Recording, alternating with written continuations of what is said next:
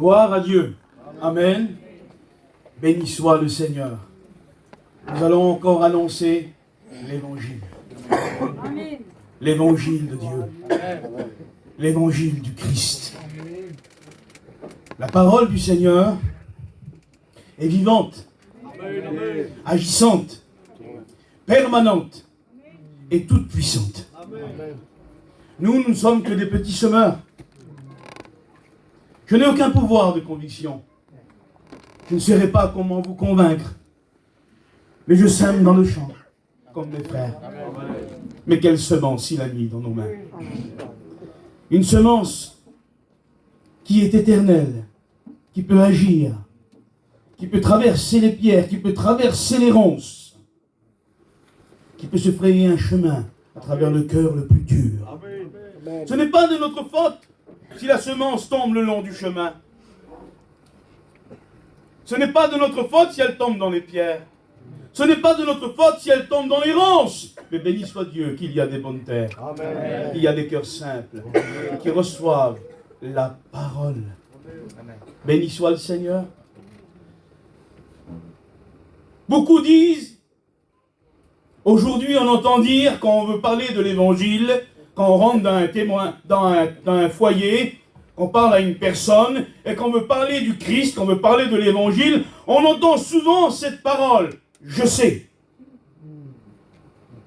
N'est-ce pas vrai? Mais je sais, je connais, et il est vrai que la connaissance de l'évangile s'est accrue dans notre peuple. Alors, je n'ai peut-être rien à vous apprendre ce soir, mais j'ai quelque chose à vous donner. Amen. Amen.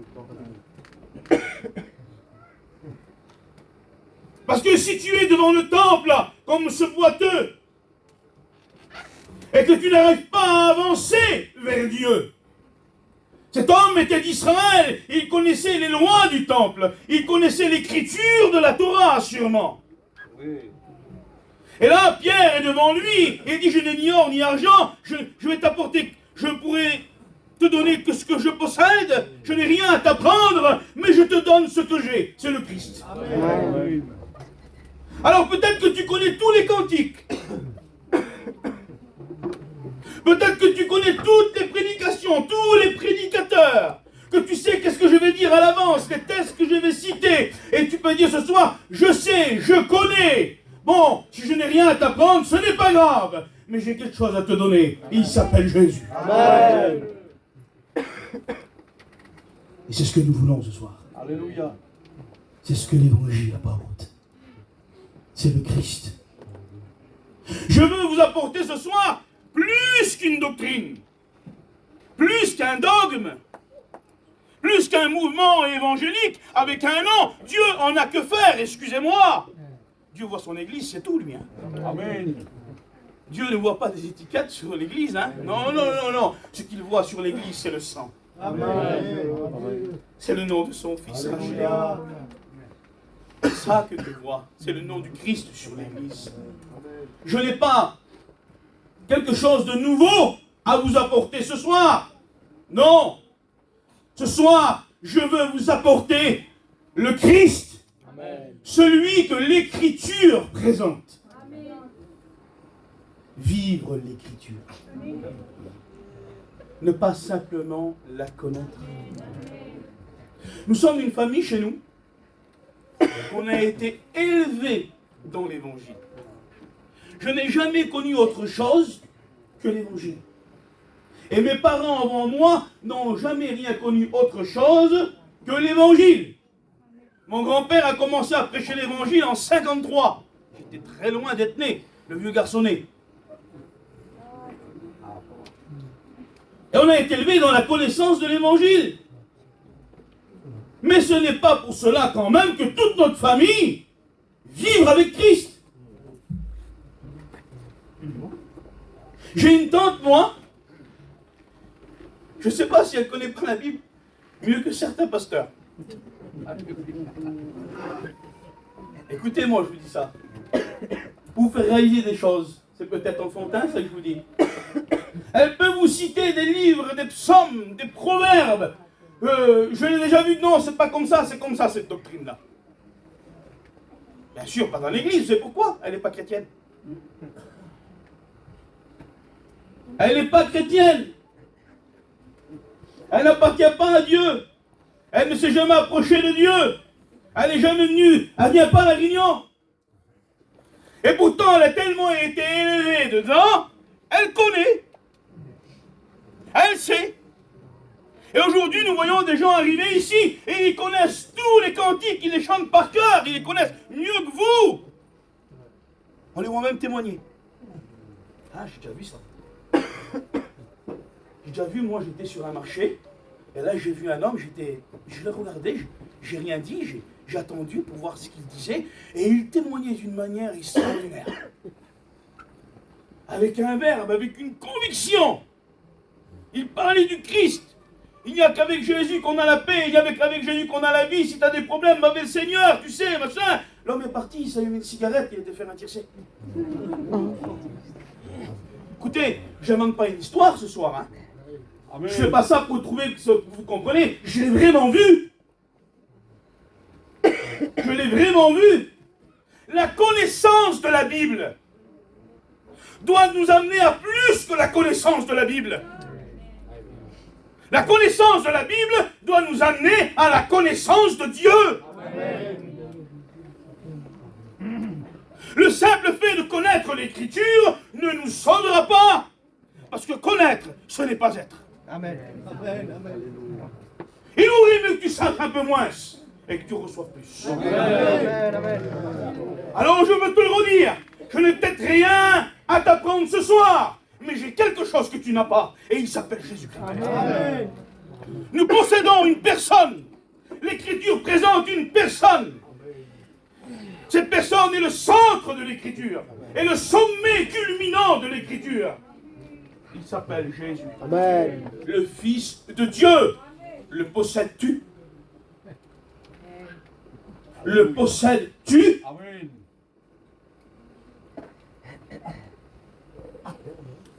L'Écriture est un témoin. Ah oui? L'Écriture est un témoin qui témoigne. Qui témoigne d'une personne. Jésus va dire dans Jean 5, verset 39, vous sondez les Écritures. Vous sondez les Écritures. Parce que vous pensez avoir en elles la vie éternelle. Ce sont elles qui rendent témoignage de moi. Amen. Jésus va dire, ce sont elles qui rendent témoignage de moi. Amen. Je bénis le nom du Seigneur. Qu'est-ce que Jésus veut nous enseigner cela? Qu'est-ce que le Seigneur veut nous dire par là, dans ce texte? Que la vie ne se trouve pas dans la simple connaissance de l'Écriture, mais que la vie se trouve dans la personne à laquelle l'Écriture veut nous amener, c'est-à-dire Jésus-Christ.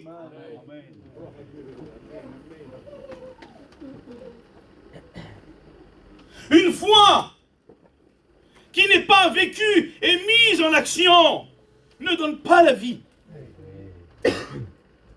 La foi, elle se lève et elle marche en Dieu. Amen. La véritable foi, c'est adhérer à une personne. C'est faire un avec une personne, être en accord avec une personne. Si dans ta vie, on ne voit pas encore Jésus-Christ, alors tu n'as pas la foi. Si dans ta vie resplendit plus ton péché que la vie du Christ, alors tu n'as pas la foi. Parce qu'une personne régénérée par l'Esprit de Dieu, qui vit la foi, est en adhérence à la personne de Jésus-Christ. Amen. Et les sentiments de son cœur sont complètement morts. Et les entrailles du Christ vivent en lui. Amen. Alors il peut commencer à aimer celui qu'il n'aimait pas. Oui. Alors il peut commencer à pardonner, mon petit cousin, celui qui ne pouvait pas pardonner. Alors il est capable de supporter ce qu'il n'aurait jamais pu supporter. Amen. Il est capable d'endurer ce qu'il n'aurait jamais pu endurer. Parce que comme Paul, il peut dire à présent, ce n'est plus moi qui vis, mais c'est Christ qui vit. J'ai été crucifié avec Jésus-Christ. Il est écrit dans Philippiens chapitre 1 verset 8, Paul va dire, je vous aime dans la tendresse du Christ. Et le texte original dit, je vous aime dans les entrailles de Jésus-Christ. Cela voulait dire que les sentiments du cœur de Paul étaient morts. Et qu'en lui, les entrailles du Christ étaient vivantes. Amen, amen. Et j'aimerais vous dire que les entrailles de Jésus-Christ supportent tout. Ils croient tout. Ne cherchent point leur propre intérêt. Ne recherchent point de la justice, mais aiment la vérité. Amen. Le Seigneur Jésus-Christ est venu dans le monde pour accomplir l'Écriture. Parce que sans le Seigneur Jésus, l'Écriture n'a aucun sens. Ce soir, s'il n'y a pas Jésus, ça ne sert à rien qu'on est là. Si vous êtes venu écouter un homme, ça ne sert à rien que vous êtes là. Ça ne sert à rien. Ce soir, il faut que tu viennes trouver le Christ. C'est le Christ que je t'annonce. Plus qu'une connaissance intellectuelle d'une religion. Plus que la connaissance d'une doctrine. Plus que d'entrer dans un mouvement évangélique, je te présente la vie. La vie que l'Écriture te présente. La vie à laquelle l'Écriture veut t'amener, à savoir la vie éternelle qui est son Fils, le Seigneur Jésus-Christ. C'est le Christ que tu dois trouver. Alors je te le redis, je te le redirai. Ça ne me fait rien d'être le perroquet du Seigneur. C'est une gloire pour moi. Amen, amen.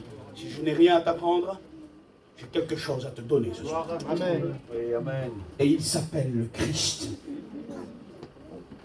Vous savez que les démons croient en Dieu. Le monde des ténèbres croit en Dieu. Mais le simple fait de croire en l'existence de Dieu, de savoir que Dieu est là, que Dieu existe, que Dieu est vrai, ne fait pas de nous des sauvés. Amen. Non. Il est écrit dans le livre de Jacques, le chapitre de Jacques, au chapitre 2, les démons savent qu'il y a un seul Dieu. Et ils tremblent. Et ils tremblent. La Bible dit, pour celui qui a connu et qui n'a pas accepté, il aurait mieux valu pour lui ne point connaître. Le Seigneur, dans Matthieu chapitre 11, va élever sa voix. Et il va dire, malheur à toi, Capernaum, ville incrédule. Car si les miracles et les prodiges qui se sont faits au milieu de toi, si les paroles qui se sont dites dans tes murs et dans tes rues se seraient dites dans Sodome et Gomorrhe, ils se seraient repentis avec le sac et la cendre. Alors ton jugement sera pire que Sodome et Gomorrhe. Combien de fois tu as écouté l'évangile? Combien de fois tu as vu la multiplication des pains? Combien de fois tu as vu le boiteux remarcher? Combien de fois tu as vu le cœur changer? Combien de fois tu as vu le Christ resplendir dans la maison d'en face? Et tu es resté stoïque, incrédule. Repentez-vous, car le royaume des cieux est proche. Amen. Arrêtez d'être des auditeurs oublieux. Arrête de lever ta main. Donne-lui ton cœur. Amen. Amen. Arrête d'assister à la réunion. Viens la vivre ce soir. Amen. Amen. Arrête de tourner autour de l'église. Deviens l'église. Amen. Deviens son corps. Amen. Tourner autour de l'église ne te sauvera pas. C'est devenir l'église qui te sauvera. Amen. Amen. Connaître, ce n'est pas être. Simple connaissance ne sauve pas. Ne sauve pas. Je sais ce que tu me dis, pasteur. Je sais. Mais attention, mon ami. Écoute, la voix des serviteurs s'élève dans les réunions comme l'œuvre de Noé. Nous sommes en train de construire l'arche. Et la justice que nous prêchons ce soir sera le salut ou la condamnation du monde. La porte est ouverte et tu peux encore y entrer. Mais bientôt elle se fermera et personne ne pourra l'ouvrir.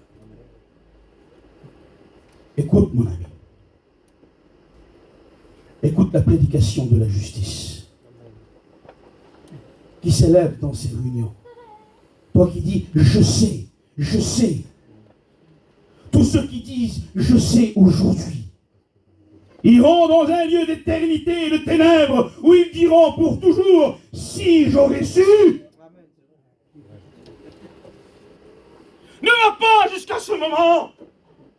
Ne va pas jusqu'à ces ténèbres.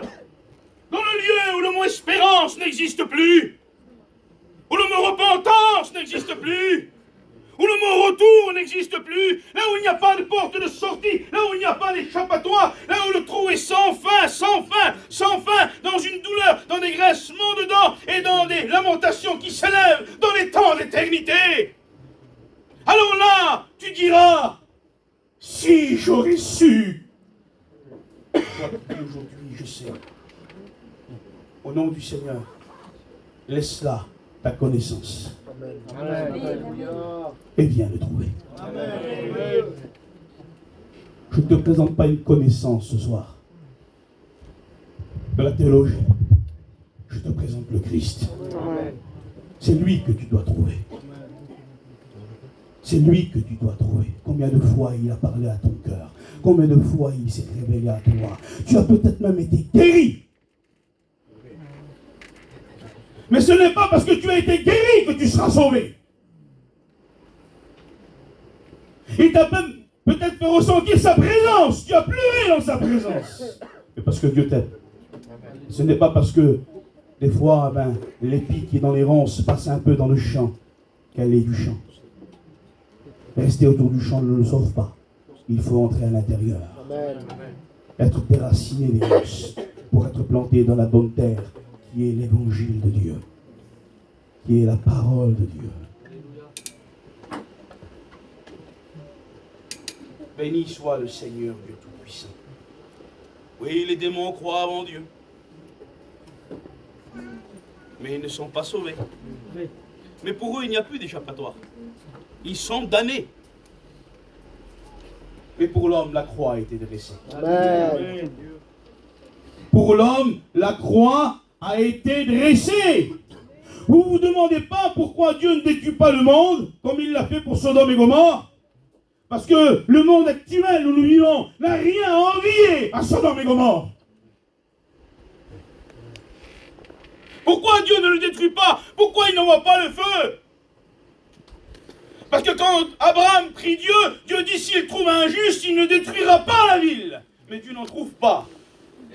Et parmi notre génération, dans le temps de la grâce, Dieu a trouvé un juste. Amen. Et il s'appelle Jésus-Christ. Amen. Et grâce à ce juste, Amen. alors nous pouvons recevoir la grâce.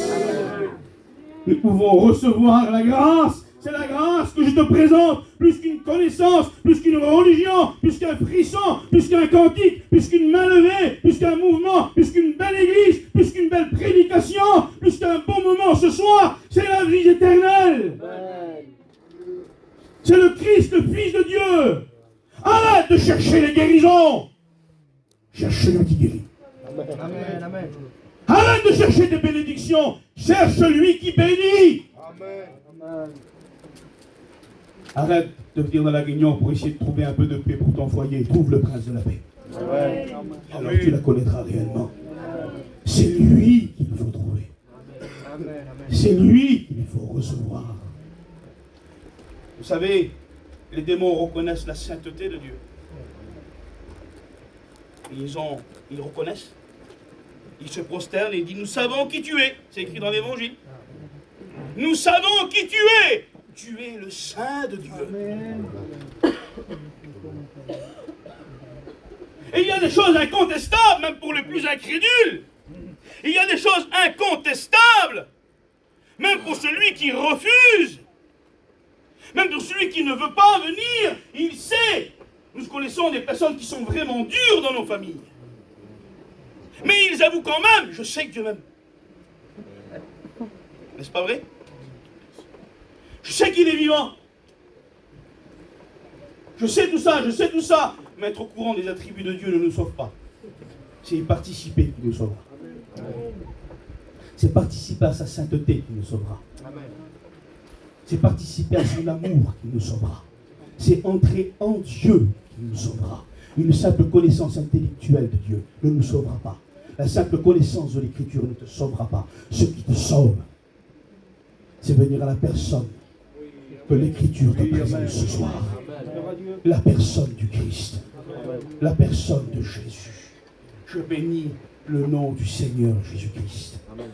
Vous savez que Satan cite la Bible? Satan cite la Bible. Matthieu chapitre 4. Il va citer plusieurs fois la Bible au Seigneur Jésus. Il va lui citer des psaumes. Il va lui citer la parole de Dieu. Vous savez, citer l'Écriture, ce n'est pas obligatoirement la Bible. Connaître l'Écriture, ce n'est pas obligatoirement connaître Dieu. Il y a des grands exégèses, des grands théologiens de la Sorbonne, d'Harvard, de Yale, d'Oxford, qui pourraient venir ce soir et nous faire des tests théologiques et on en resterait sans voix. Mais ils ne connaissent pas Dieu. Et peut-être ce soir, il y a des petites chrétiennes qui sont là, des petits chrétiens qui ne savent même pas lire. Mais un jour, la parole de Dieu a touché leur cœur. Amen. Ils ne pourraient pas vous expliquer les choses. Ils ne pourraient pas vous démontrer par de la théologie, par des thèses, par des textes. Ils ne savent pas faire ça. Mais au fond de leur cœur, ils savent que c'est vrai. Amen. Parce qu'ils ont reçu la personne que présente l'Écriture. Ils ont reçu le centre de l'Écriture. C'est le Christ. Il est le centre de la loi. Elle ne prophétise que lui. Le centre du message du Père. Le centre de la révélation du Saint-Esprit. Le centre de la prophétie des prophètes. Le centre de l'enseignement des apôtres. Il est le centre culminant de l'Apocalypse. Il est le centre de l'Écriture. C'est lui qu'il faut trouver. Amen. C'est le Christ Jésus. Alors on voit beaucoup la Bible citée. Tout le monde connaît un texte. On va le lire ensemble. Je suis sûr et certain que tout le monde ici, converti comme inconverti, pourrait vous citer ce texte par cœur. Je suis sûr et certain que les enfants à partir de 4-5 ans pourraient vous citer ce texte par cœur. Mais je vais quand même le lire sur la Bible. Jean chapitre 3 verset 16. On le connaît ce texte. On le connaît. Tu ne dois pas dire ce texte-là encore. Ben si, je vais vous le dire. Amen. On a déjà entendu ce que tu as dit. Ben commence à le vivre, va. Amen. Amen. Et tu verras, ça va changer. Amen. Tu verras, ça va changer. Tu n'as pas besoin de le lire sur la Bible.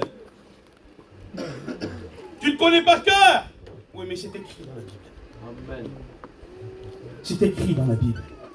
C'est le Seigneur qui l'a dit. Et c'est quelque chose de réel. Tout le monde peut citer ce texte. Car Dieu a tant aimé le monde qu'il a donné son Fils unique, afin que quiconque croise en lui ne périsse point, mais qu'il ait la vie éternelle. Béni soit le Seigneur, car Dieu a tant aimé le monde, toi, qu'il a donné son Fils unique, afin que quiconque croise en lui ne périsse pas, mais qu'il ait la vie éternelle. Tous ceux qui sont capables de citer ce texte par cœur, lèvent la main ce soir. Oh, je ne crois pas qu'il y a que ça. Hein? Je crois que tout le monde peut le citer par cœur. Hein? Je ne pas de piège, ça, vous inquiétez pas. Mais citer ce texte par cœur, le connaître par cœur, ne fait pas de toi un sauvé. Ce qui fait de toi un sauvé, c'est recevoir le Fils unique cité par ce texte. Amen. C'est ce qui fera de toi un sauvé. Tu connais ce texte, tu dis, je sais que Dieu m'aime, tu sais comment Dieu t'aime, je vais te le dire comment Dieu t'aime. Même si tu aurais été le seul homme sur terre, même si tu aurais été la seule femme sur terre et qu'il n'y en aurait point d'autre, Dieu, pour toi seul, aurait envoyé son Fils sur la croix. Amen. Tu comptes pour lui. Il veut te sauver. Il veut t'amener à plus que ta connaissance que tu as de l'Écriture. À plus que ta connaissance évangélique que tu as des églises. Il veut t'amener à sa propre personne. Dieu veut faire une rencontre avec toi. Amen. À travers la croix de son Fils. Amen. Voilà comment Dieu t'aime. Même si tu ne l'aimes pas, il t'aime. Amen. Même si tu ne penses pas à lui, il pense à toi. Amen. Amen. Même si tu le rejettes, que tu le rejettes, que tu le refuses, que tu n'en veux pas, lui, il crie vers toi, il tend les bras et il t'aime. Amen. J'ai l'habitude de dire que même si tu fais 10 000 pas en arrière, il fera 10 001 pas jusqu'à ce qu'il t'atteigne. Amen. Il ne se lassera point. Amen. Il n'abandonnera point jusqu'à ce que tu l'aies accepté. Alléluia. Voilà comment il t'aime. Il est écrit dans Isaïe 65, verset 1, je me suis laissé trouver par celui qui ne me cherchait pas. Et j'ai exaucé celui qui ne me demandait rien. Combien de fois tu as été gardé par un feu de prière qui venait de ta famille, comme Lot a été gardé par la prière d'Abraham. Amen. Combien de fois tu ne le sais pas toi, mais il t'a fait échapper de la mort. Combien de fois tu ne le sais pas et il a préservé ta maison par la prière de ceux qui t'aiment. Tu sais, pour lui, ça n'a pas été difficile, il t'aime. Amen. Il t'aime. Et il voudrait tellement que tu t'approches de lui. Amen. Quel dommage d'être perdu à un seul jet de pierre du Christ. Alléluia. Quel dommage d'être perdu à un seul jet de pierre de Jésus-Christ. Tu n'as qu'un pas à faire, le pas de la foi. Amen. Et dire, je veux arrêter de simplement connaître, je veux le rencontrer. Amen. Vous savez, quand on entend parler d'une personne, on entend parler, on a envie de le rencontrer après. On a envie de le voir. Et c'est ce que veut créer la parole dans ton cœur ce soir. Amen. Amen. La foi vient de ce qu'on entend. Et ce qu'on entend vient de la parole. Amen. De la parole du Christ. Viens le rencontrer. Viens le voir à lui ce soir. La vie éternelle, ce n'est pas la connaissance, la simple connaissance de la parole. La vie éternelle, c'est trouver la personne que l'Écriture présente. La personne dont elle témoigne. 1 Jean 5, verset 13, il est écrit, je vous écris ces choses afin que vous sachiez que vous avez la vie éternelle. Vous croyez au nom du Fils de Dieu. Amen.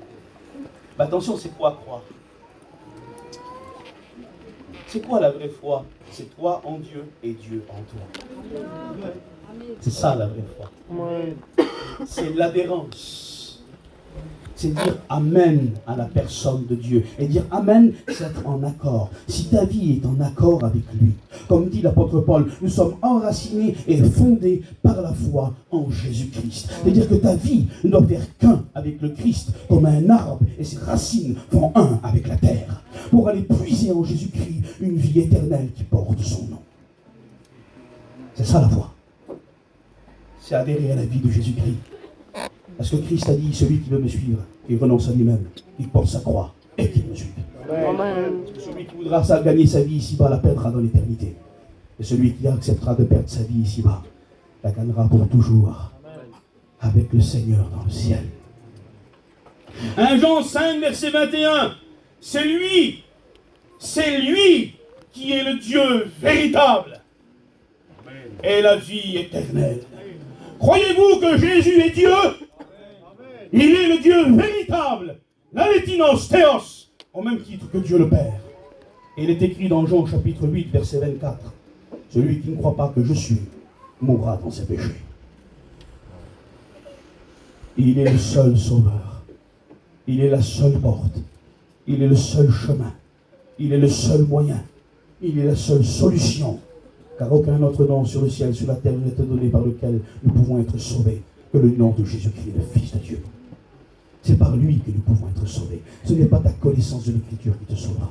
Ce n'est pas le nombre de réunions auxquelles tu assisteras. Ce n'est pas l'éloquence du prédicateur. Ce n'est pas tes bienfaits. Ce n'est pas la souffrance que tu as vécue qui va te sauver. Non, non, non, non, non. Dieu ne te pardonnera pas par sentimentalisme. Dieu n'est pas sentimental. Dieu est amour. Dieu est sainteté. Dieu ne pense pas comme un homme. Dieu ne peut pas se renier lui-même pour toi. Il a déjà donné son Fils pour toi. Il a fait descendre toute sa sainteté. Il a fait descendre tout son amour. Il a fait descendre toute sa justice à la croix du calvaire. Manifestée à travers les meurtrissures d'une vie sainte qui va donner le sang du pardon et de l'expiation. Et à travers cette vie sainte-là, qu'à travers la personne du Christ et sa chair rompue, la justice de Dieu peut se manifester pour ta vie. Dieu est bon. On l'a entendu, s'il est bon, il me sauvera. Si tu ne te repens pas, et si tu ne trouves pas le Christ, tu iras en enfer. Tu ne seras pas sauvé. C'est peut-être des paroles qui se durent, mais on n'a plus le temps, vous savez, Jésus revient. Amen. Amen. On n'a plus le temps de faire des films. On a besoin de la puissance de l'Esprit qui percute le cœur. On a besoin du vrai évangile. Le véritable évangile présente le ciel, mais il présente l'enfer.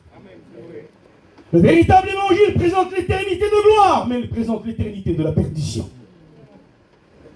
Le véritable évangile présente les deux chemins, les deux éternités. Et ce soir, la grâce coule encore. Amen. Et le don gratuit de Dieu, c'est la vie éternelle. Amen. Béni soit le Seigneur. C'est la vie éternelle. Alors beaucoup disent, Dieu est bon, il me pardonnera. Eh bien non. Si tu restes dans ta position, même si Dieu est bon, il te jugera. Parce qu'il ne peut pas se renier lui-même. Tu sais comment Dieu peut te pardonner? Par la fidélité à sa propre justice. Comme il est écrit dans 1 Jean chapitre 1 verset 9. Si nous avouons et nous délaissons nos péchés, alors il est fidèle et juste pour nous pardonner. Amen. Et nous purifier de toute iniquité. Alors il est fidèle et juste. Si tu viens vers la croix, si tu viens vers le Christ ce soir, quel que soit ton péché, quelles que soient tes iniquités, quel que soit le poids de tes ténèbres, quel que soit ton passé qui te poursuit comme l'ombre de l'âme, si tu viens vers la croix, si tu prends le sang, si tu vas vers le Père avec, il ne peut faire rien d'autre que de te pardonner. Amen. Il te pardonnera. C'est sûr. Parce qu'il ne peut pas renier sa propre justice. Il lui est fidèle. Et c'est dans la croix et le sang que sa justice est manifestée. Et son pardon sera immédiat. Il sera total et il sera parfait. Amen. Parce que Dieu pardonne parfaitement.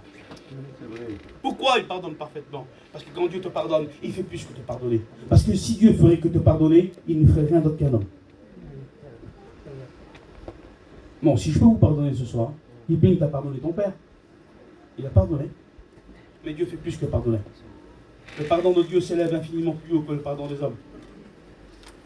C'est l'ultra pardon. C'est le pardon ultime. C'est l'aphésis dont nous parle la parole de Dieu. Pourquoi le pardon de Dieu s'élève au-dessus de celui de l'homme? Combien de fois nous avons vu des femmes aimantes pardonner leur mari violent, alcoolique, joueur? Ce n'est pas pour cela qu'ils ont été délivrés de leur passion. Combien de fois nous avons vu des parents aimants pardonner leur fils drogué, qui les volait, qui les frappait, qui les insultait, mais pourtant leur fils n'a pas été délivré de la drogue. Si Dieu ne ferait que pardonner, il ne fait rien d'autre qu'un homme, mais quand Dieu pardonne, il délivre. Amen. Il nous délivre de la nature pécheresse. Alléluia. Il pardonne. Amen. Parfaitement. Amen. Alléluia. Parfaitement. Oui, je sais. Viens trouver la paix. Viens trouver le Christ. En lui, il y a la délivrance des passions. Il y a la délivrance des ténèbres. Ce soir, les démons peuvent être chassés. Les corps peuvent être guéris. Les cœurs peuvent être changés. Parce que le Christ est ici. Et c'est lui qu'il faut trouver. C'est lui qu'il faut trouver. Je dis toujours cette image simpliste, mais qui nous fera bien comprendre. Si aujourd'hui je suis président de la République, moi, et que quelqu'un est en prison aussi, et je viens vers vous et je vous dis, vous êtes graciés, mais je laisse la porte fermée. Où est la valeur de ma grâce et de mon pardon? Mais quand Dieu vous pardonne, il ouvre la porte. Et vous pouvez sortir. C'est la valeur du pardon. C'est la valeur du pardon. Alors combien de fois on t'a parlé? On t'a dit, il est la solution pour ton foyer, je sais. Il est la solution pour ton fils, je sais. Il est la solution pour ton mari, je sais. Toujours je sais. Et tu ne fais rien. Ce soir, le Seigneur te dit, ta connaissance ne sert à rien. Il faut que tu me trouves. Alors peut-être que je vais essayer de rien t'apprendre ce soir, parce que tu vas te dire encore, je sais. Alors si je n'ai rien à t'apprendre, j'ai quelque chose à te donner. Amen. Sans explication. Le veux-tu? Le veux-tu? Veux-tu l'accepter? L'écriture est une mine. Vous savez c'est quoi une mine? Quand on trouve des choses précieuses, il faut y creuser. L'écriture est une mine où il y a un diamant. Amen. Elle est un champ où il y a une perle précieuse. La richesse de la mine, c'est le diamant. La valeur du champ, c'est la perle de grand prix. Et Christ est le diamant de la grâce. Amen. Il est la perle de grand prix. Il est la splendeur de l'évangile. Sans lui, rien n'a de valeur. L'écriture est une phrase avec un verbe. Et Christ en est le verbe qui en donne le sens. Amen. Essayez de faire une phrase sans verbe. Elle n'a aucun sens. Connaître l'écriture sans avoir le Christ n'a aucun sens. Ça ne donne pas le salut. Ça ne donne pas la vie. Rien. Ce qui donnera un sens à ta connaissance de l'écriture, c'est le Christ. Amen. C'est Jésus dans ton cœur. Vous savez, Jésus dans nos mains, sauve pas.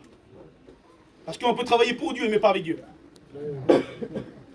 Tu peux placer toutes les chaises ici. Nettoyer la salle des millions de fois. Aller à la convention, monter le chapiteau. Aller donner des biens à tous les pauvres avec tes mains. Jésus dans tes mains, ça ne te sauve pas. Jésus dans tes pieds, ça ne te sauve pas. Tu peux marcher, faire tous les rues là. Faire toutes les maisons. Aller voir tout le monde. S'il y a Jésus dans tes pieds, tu marches que pour lui, qu'il n'est pas dans ton cœur, tu n'es pas sauvé. Jésus que dans la bouche, ça ne sauve pas. Je parle du Seigneur, moi je l'aime le Seigneur, mais il est dans ta bouche, ça ne te sauve pas. Ce qui sauve, c'est Jésus dans le cœur. Amen. Ce qui sauve, c'est Jésus dans ton cœur. Jésus dans tes mains, Jésus dans tes pieds, Jésus dans ta bouche, Jésus sur un cadre. Moi et ma maison, nous servirons l'Éternel. Ça ne te sauvera pas. C'est Jésus dans ton cœur qui va te sauver. Amen. C'est Jésus dans ton cœur. Alors j'ai peut-être rien à t'apprendre, mais j'ai quelque chose à te donner. Il faut que tu marches ce soir, il faut que tu te lèves. Il faut que tu entres dans le temple. J'imagine que tu es à la porte du temple. Et tu vois passer, et tu te contentes de quelques pièces, une petite présence, un petit frisson des fois. Mais Dieu veut que tu le trouves à lui. Il veut que tu passes la porte du temple. Il veut que tu passes par Jésus-Christ. Et alors, tu danseras, tu sauteras, tu chanteras, tu trouveras la vie. Tu trouveras la vie. Je bénis le nom du Seigneur Jésus-Christ. C'est parce que Jésus a accompli l'écriture que l'on peut être sauvé par grâce. C'est parce qu'il a accompli l'écriture qu'on peut être sauvé par grâce. Il est écrit dans 1 Corinthiens 15, verset 3, « Je vous ai enseigné avant tout, comme je l'avais aussi reçu, que le Christ est mort pour nos péchés, selon les Écritures.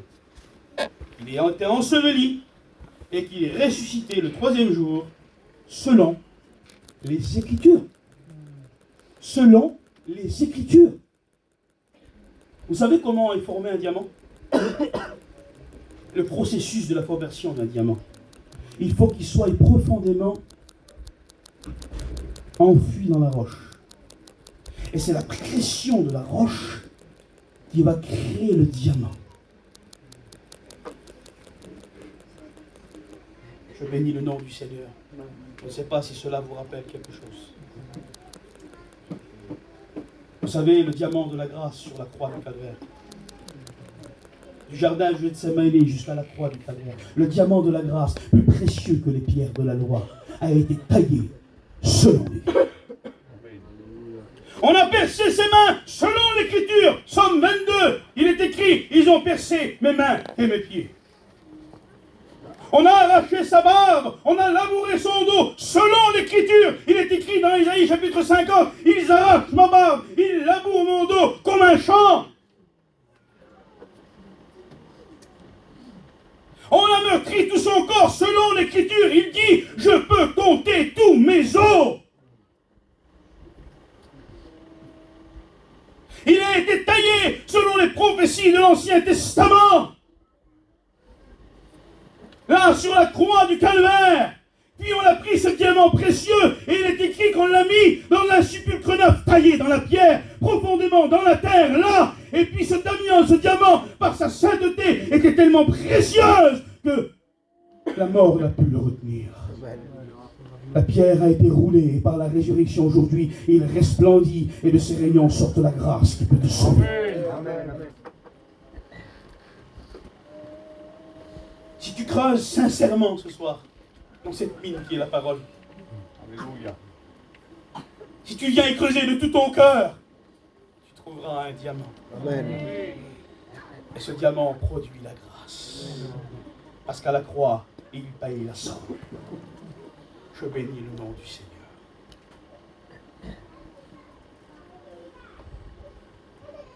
Luc nous parle, l'évangile de Luc nous parle, chapitre 13, versets 44 à 45, d'un trésor précieux dans un champ, d'une perle de grand prix dans un champ. Une simple connaissance de l'écriture nous fera tourner autour du champ. Nous fera tourner autour du champ. Nous ne recevrons aucune richesse de l'écriture. Nous les apercevrons de loin dans la vie des autres. Parce que connaître, ce n'est pas être. Le Seigneur voudrait que tu entres dans le champ ce soir. Il voudrait que tu deviennes son église, afin que tu puisses être sauvé. Parce que tourner autour du champ ne te sauvera pas. C'est devenir le champ qui te sauvera. Amen. Un jour, j'étais avec mon vieux grand-père. Je vous ai dit, le vieux garçonnet. J'étais à table avec lui, on mangeait tous les deux. Il m'a regardé et il m'a dit ces mots que je n'oublierai jamais. Il m'a dit, mon fils, l'église est semblable à un champ de blé d'or qui baigne dans le soleil de la justice. Un grain de blé d'or prêt à être amassé dans les greniers de Dieu. Et tous les tiges vertes proches du champ, même s'ils sont très proches, ne seront pas pris. Alors des fois l'esprit vient et pousse la tige verte à l'intérieur du champ. Tu ressens la présence, tu as été guéri. Tu ressens un frisson, tu connais un cantique.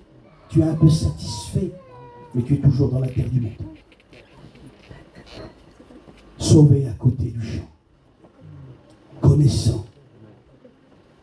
Mais connaître, ce n'est pas ça. Amen. Il faut que tu deviennes. Il est écrit dans Marc chapitre 12, et on va bientôt finir. Marc chapitre 12, versets 29 à 34. Le Seigneur va parler avec un homme, avec un scribe. Un homme intelligent, certes, qui connaissait la loi. Et là, le scribe va lui dire, Seigneur, quel est le plus grand commandement de la loi? Et Jésus va lui dire, écoute, ô Israël, l'Éternel ton Dieu est le seul Dieu. Et tu aimeras le Seigneur ton Dieu de tout ton cœur, de toute ton âme, de tes forces, toute ta pensée, et ton prochain comme toi-même. Et cet homme va lui dire, tu as bien parlé, maître. Car là est résumé toute la loi, d'aimer Dieu et son prochain. Le Seigneur va le regarder, il va lui dire, tu n'es pas loin au royaume des cieux. Mais tu n'y es pas. Mais tu n'y es pas. Il connaissait, il savait, il pouvait en parler, il pouvait l'expliquer, il pouvait l'enseigner, mais il ne l'avait pas. Le principal, c'est que tu l'as. C'est Jésus dans ton cœur. Tu tournes autour de l'évangile, autour de l'église, autour du chant, tu chantes des cantiques, tu dis Amen, tu dis Alléluia. Mais si Dieu revient, es-tu sûr de ton salut? Il faut que tu entres dans le chant. Tu n'es pas loin du royaume des cieux, parce que tu connais. Maintenant, il faut mettre en pratique. Il faut que tu dises oui à Christ. Le trésor de ce chant est plus précieux que l'or. Plus précieux que tout ce que tu as dans le monde. Tu penses à ce que tu vas abandonner. Oh, mais si tu serais ce que tu peux trouver. Amen. C'est vrai, amen. Amen. Oh, mais si tu serais ce que tu peux trouver. Nous l'avons trouvé, cette perle. Nous avons tout quitté, comme ce marchand qui dit qu'il a trouvé une perle de grand prix et il a vendu tout pour l'acquérir. Il n'y a rien de plus précieux. Il n'y a rien de plus précieux. Cette perle de grand prix. À la croix du calvaire, il y a plus précieux que l'or. L'Arche d'Alliance dans l'Ancien Testament était fait de bois de gopher. Bois sans valeur, du bois. Planche de bois. Ce qui donnait la valeur à l'arche, c'était l'or qui la recouvrait. Mais il y avait quelque chose de plus précieux que l'or de l'arche. C'était le sang. C'était le sang. Parce que tant que le sang n'avait pas touché l'arche, elle n'était pas consacrée au service de Dieu. À la croix du calvaire, c'est pour ça que l'apôtre Pierre va dire, vous n'avez pas été rachetés par de l'or et de l'argent, par les ustensiles précieux de la loi, mais par le sang précieux d'un agneau sans tache et sans défaut. Car tout ce qui est terrestre, tout ce que tu peux sauver, tout ce que tu peux connaître ici-bas ne te sauvera pas. La seule chose qui te sauve, c'est si le sang passe sur ta vie. Est-ce que le sang est sur ta vie? Est-ce que le sang est sur ta vie? Si le sang n'y est pas, alors il n'y a pas de rachat. Si le sang n'y est pas, alors il n'y a pas de salut. Christ est l'or de la croix. Le sang qui a coulé sur cette arche, sur la véritable arche. Ce soir, si tu t'y approches, Dieu te parlera et se fera connaître à toi. Parce que Dieu va dire à Moïse, dans Exode 25, je te parlerai exclusivement du milieu de l'arche où il y a le sang. Et Dieu veut se rencontrer avec toi à un seul endroit. Il te pose rendez-vous à un seul endroit, c'est à la croix. Amen. Là où il y a le sang, là où il peut te pardonner. Amen. Parce qu'il n'y a que devant la croix du calvaire qu'un homme pécheur et un Dieu saint peuvent se réconcilier. Amen. Et le verbe qui donne un sens. Oui, connaître, ce n'est pas être. Oui, Jésus. Certains, malgré leur connaissance de la Bible, n'ont pas changé. Ils demeurent dans leur péché. Bartimée avait entendu parler Jésus, mais il est resté aveugle. C'est quand il a rencontré Jésus qu'il a vu. Amen. Zachée avait entendu parler de Jésus-Christ, mais c'est quand Christ est entré dans sa demeure qu'il a été sauvé et transformé. Amen.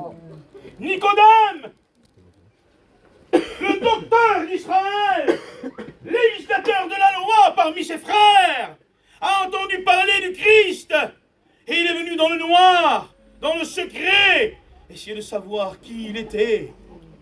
Et peut-être c'est ton cas. Il dit, mais oui, mais je sais, mais t'inquiète pas, je prie Dieu chez moi.